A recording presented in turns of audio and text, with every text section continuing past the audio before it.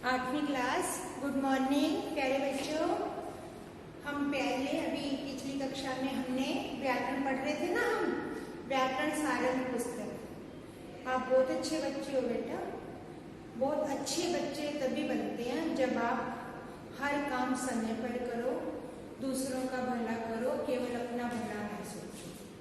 ठीक है, तो आज ये जो हमारा पाठ हम करेंगे काल। पाठ क्या करेंगे हम? काल। काल किसको बोलते हैं? समय को। समय को क्या कहा गया? काल। काल मतलब समय क्या है? चलता है, चला जाता है, चलता रहेगा। अब क्या है? समय चल रहा है और बीत चुका, चल रहा है, चलेगा। समय के 3 रूप हैं, जो बीता हुआ समय, चल रहा समय, आने वाला समय। तो हमें कैसे पता चलता है? हमें क्रिया शब्दों के द्वारा इस बात का बोध होता है कि समय बीत चुका, समय चल रहा है, समय आएगा।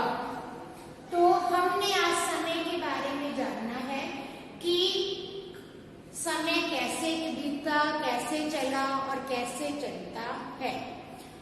क्रिया शब्द का यदि कोई अर्थ आपसे पूछे तो क्रिया शब्द का शाब्दिक अर्थ है समय। क्रिया का अर्थ क्या है? समय। क्रिया किसको कहा जाता है? समय। अब जब हम परिभाषा की बात करें, क्रिया के जिस रूप से हमें समय का बोध होता है उसे काल कहते हैं। किसे कहते हैं? काल। क्रिया। क्रिया के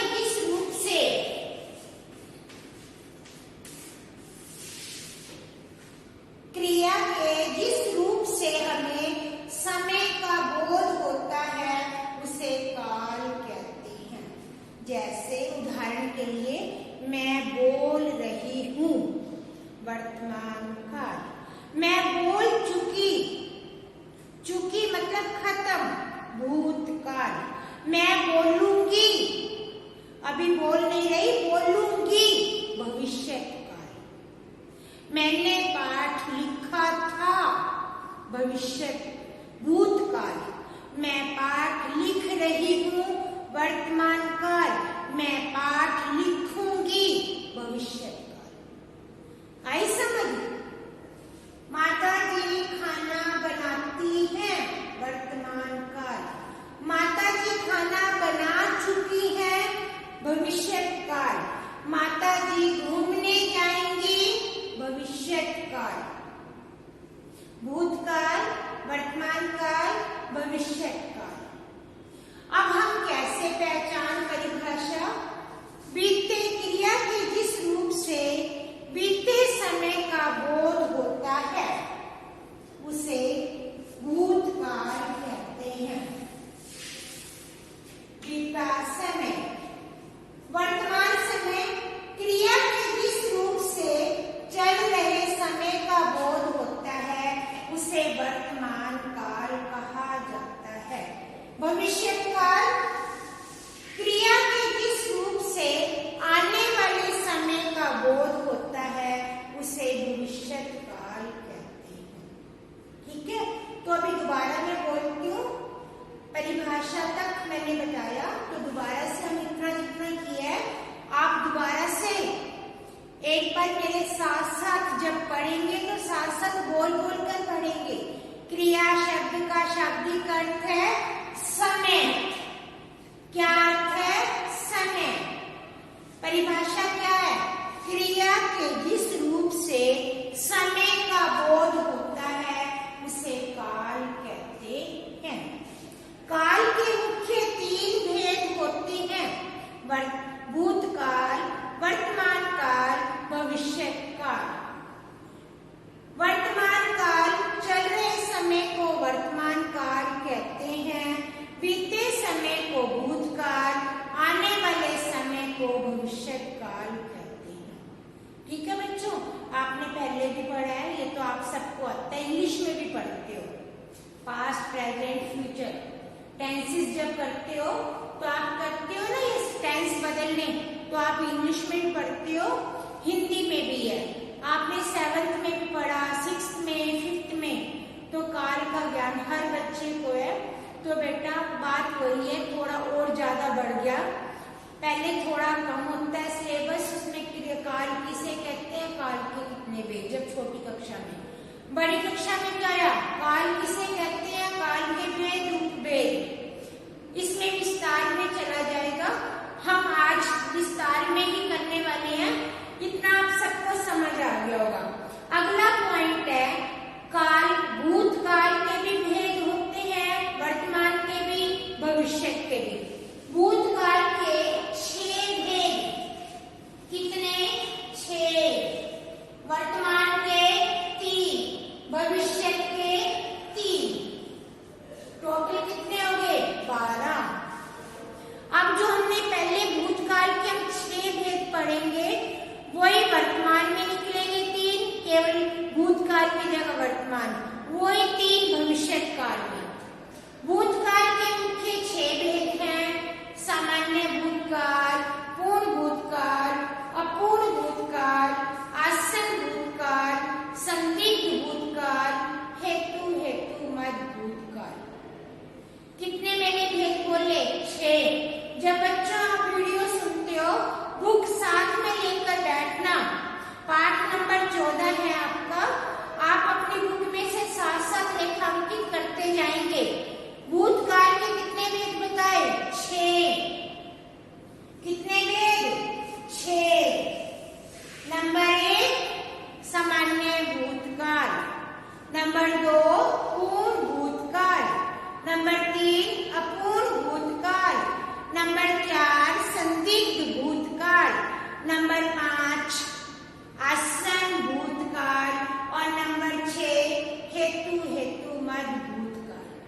ठीक है, सामान्य भूतकाल, राम खाना खा चुका, ये क्या है, सामान्य क्रिया, ये क्या है, सामान्य भूतकाल। पूर्ण भूतकाल, राम ने रावण को मारा था, ये क्या है, पूर्ण भूतकाल, जब क्रिया पूरी हो चुकी हो। अपूर्ण भूतकाल, अपूर्ण मतलब कार्य पूरा न हो। राम पत्र लिख रहा था, अर्थात उसका पत्र लिखना समाप्त नहीं हुआ, अपूर्ण कार्य पूरा नहीं हुआ, उसे अपूर्ण भूतकाल कहते हैं। कितने हो गए, 3। नंबर 4 आसन्न भूतकाल। आसन्न भूतकाल में कई बार हमें लगता है क्रिया वर्तमान काल में चल रही है, परंतु पहचान क्या है, क्रिया अभी अभी समाप्त हुई है। पिताजी दफ्तर से आ गए हैं। अब देखो बच्चों, मैंने क्या बोला, पिताजी दफ्तर से आ गए हैं, है क्या, वर्तमान काल, परंतु पिताजी आ चुके, तो ये क्या है, आसन्न भूतकाल। आसन्न शब्द का अर्थ है निकट। जब क्रिया अभी निकट, अभी पास समाप्त हुई हो, उसे आसन्न भूतकाल कहते हैं। माताजी खाना बना चुकी हैं, अभी अभी बनाया है माताजी ने खाना।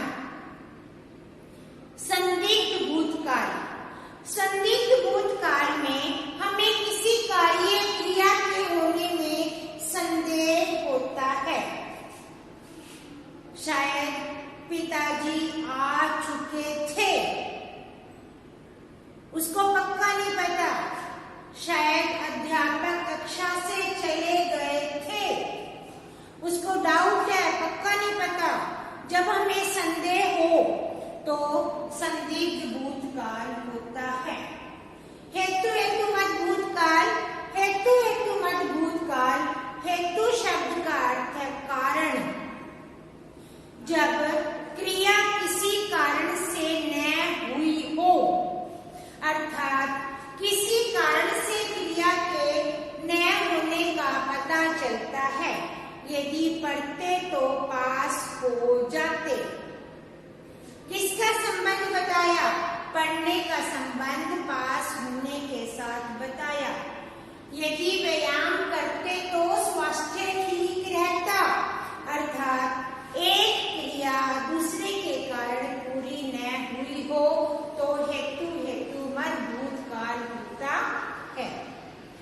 आगे समझ, दोबारा से 6 भेद: सामान्य भूतकाल, पूर्ण भूतकाल, अपूर्ण भूतकाल, संदिग्ध भूतकाल, आसन भूतकाल, हेतु मत भूतकाल। अब हमने 6 नाम किए। अब वर्तमान काल। वर्तमान काल के 3 भेद होते हैं।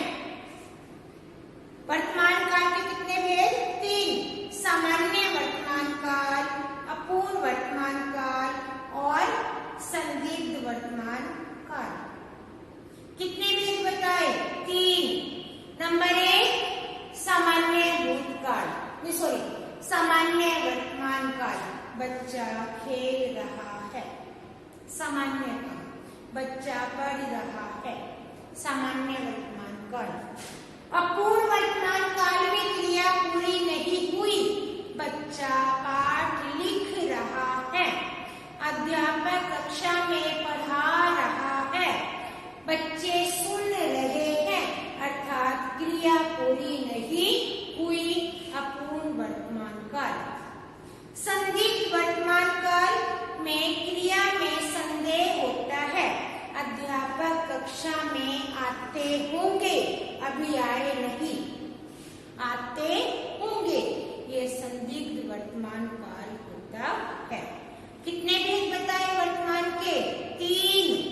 नंबर 1 सामान्य वर्तमान काल, नंबर 2 अपूर्ण वर्तमान काल, नंबर 3 संदिग्ध वर्तमान काल। सामान्य, बच्चा सो रहा है, बच्चा खा रहा है, बच्चा पढ़ रहा है, बच्चा लिख रहा है, ठीक है। उसमें अपूर्ण में क्या है? कार्य पूरा ना हुआ हो, बच्चा निबंध लिख रहा है, बच्चा पढ़ रहा है, बच्चा कविता लिख रहा है, बच्चा कविता बोल रहा है, बच्चा चलता है, बच्चा खाता है, बच्चा पढ़ता है, ये सामान्य वर्तमान काल। अपूर्ण में क्रिया पूरी नहीं होती और संदिग्ध में संदेह होता है, अर्थात कार्य के पूर्ण होने में संदेह होता है, ठीक है। इसके भेद थे ये वर्तमान काल के 3 भेद। अब इसी में भूतकाल के भी 3 भेद: सामान्य भूतकाल, हेतु भूतकाल, संभावनात्मक भूतकाल। संभाव्य भी बोलते हैं, संभाव्य भूतकाल। नंबर 1 सामान्य भूतकाल, सामान्य भविष्यकाल, नंबर 2 संभाव्य भविष्यकाल, नंबर 3 हेतु मत भूतकाल। सामान्य भविष्यकाल, मैं कल जाऊंगी, मैं कल पढ़ूंगी, कल मैं घूमने जाऊंगी, सामान्य काम जो हम रूटीन में करते हैं, जो हम प्रतिदिन की दिनचर्या में काम करते हैं, वे क्या? सामान्य कार्य। संदिग्ध में कल शायद छुट्टी हो, कल शायद बरसात हो, कल शायद मैं घूमने जाऊं, ये क्या? संभावना, कल्पना। हेतु मत भूतकाल, भविष्य काल में वही जैसे भूतकाल में बताया था कि एक बात दूसरी के कारण न हुई, इसी प्रकार हेतु मत भविष्य काल में भी पढ़ोगे तो पास हो जाओगे। क्या है? यदि पढ़ोगे तो पास हो जाओगे। एक बात दूसरी बात पर निर्भर करती है। तो बच्चों, आपके पाठ में पाठ 14 काल और वाच्य दोनों इकट्ठे दिए गए, परंतु मैंने केवल आज काल के बारे में तुम्हें बताया। तो आप इस पाठ को एक बारी खुद पढ़ना, उसके बाद यदि आपको कुछ ना समझ आए तो मुझसे पूछ सकते हो। तो आप जितना पाठ मैंने आज समझाया, इसी पाठ को आप एक बारी खुद पढ़ेंगे और परिभाषाओं को रेखांकित करेंगे, भेद, उपभेद उपभेद के नाम याद करेंगे। उपभेद की परिभाषाएं नहीं याद करनी होती बेटा, केवल समझने के लिए कि हम उदाहरण द्वारा कैसे समझ सकते हैं। अब अंत में केवल मैं आपको कुछ उदाहरण बोलूंगी, तो आप इन उदाहरणों के द्वारा मैं साथ साथ बताऊंगी कि किसका उदाहरण था। जैसे नंबर 1, बच्चा सो चुका, सामान्य भूतकाल। बच्चा दौड़ता है, सामान्य वर्तमान काल। बच्चा दौड़ेगा, सामान्य भविष्य काल।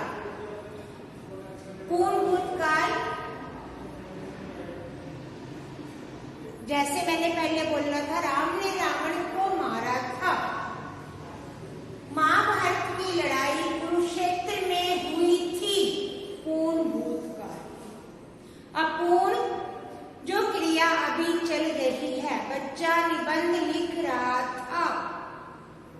और अपूर्ण वर्तमान काल, बच्चा निबंध लिख रहा है। संदिग्ध में शायद बच्चा सो गया था, शायद बच्चा सो रहा है वर्तमान। बेटा इसमें थोड़ा थोड़ा अंतर है। हेतु में भविष्य काल में यदि पढ़ते तो अच्छे नंबर आ जाते। ये क्या है? हेतु मद भूतकाल। यदि पढ़ोगे तो अच्छे नंबर आ जाएंगे। ये क्या है? हेतु मद भविष्य काल। तो प्यारे बच्चों, केवल आज आप काल के बारे में पढ़ना और भेद उपभेद ध्यान से पढ़ना।